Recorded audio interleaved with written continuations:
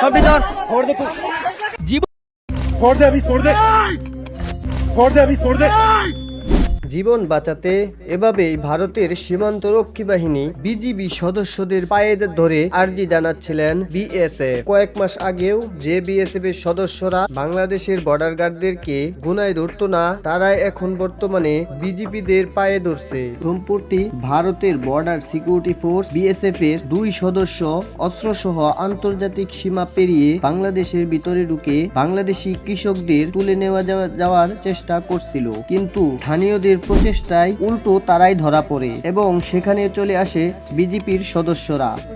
মঙ্গলবার কাতার ভিত্তিক সংবাদ মাধ্যম আল জাজিরার সাংবাদিক ও মানবাধিকার কর্মী জুলকারনাইন সায়ের খান তার ফেসবুক পেজে এই ঘটনার ফুটেজ প্রকাশ করেন। সেখানে বিস্তারিত লিখেছেন তিনি জানান, এই ঘটনা জানতে পেরেই দ্রুততার সঙ্গে নিকটবর্তী ক্যাম্প থেকে বিজেপির সদস্যরা ছুটে আসেন। সায়ের খান জানান, সাধারণ জনতা ও বিজেপির সদস্যরা এভাবেই অস্ত্রসহ ধরেছিল ভারতের 2 বিএসএফ সদস্যকে। পরবর্তীতে ক্ষমা প্রার্থনা করায় যথাযথ প্রক্রিয়া অনুসন্ধান করে তাদের বিএসএফ কর্তৃপক্ষদের হাতে তুলে দেয়। এই ঘটনার একটি ভিডিও সামাজিক যোগাযোগ মাধ্যমে মুহূর্তেই ভাইরাল হয়ে যায়। 5 আগস্ট ফ্যাসিস্ট শেখ হাসিনা পালানোর পর থেকেই ভারতের চোখে চোখ রেখে কথা বলছে বাংলাদেশ সীমান্তরক্ষী বাহিনী।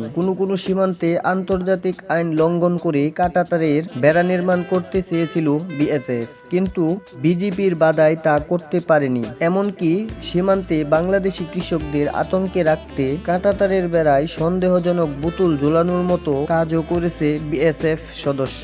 আর নিরীহ বাংলাদেশিদের উপর পশুর মতো গুলি করত থামছেই না। অন্যদিকে পাকিস্তান ও চীন সীমান্তে চাপের মুখে রয়েছে ভারতীয় বাহিনীর সদস্যরা। ভারতীয় সদস্যদের প্রতি তীব্র ক্ষোভ ঢালছে নেটিজেনরা। তবে এই মুহূর্তে 2 বিএসএফ সদস্যকে ক্ষমা করে 2 বিএসএফ সদস্যকে দেশে ফিরিয়ে দিয়ে মানবিকতার অনন্য দৃষ্টান্ত স্থাপন করেছে বিজেপি। संविधान छोड़ दे तू, जीवन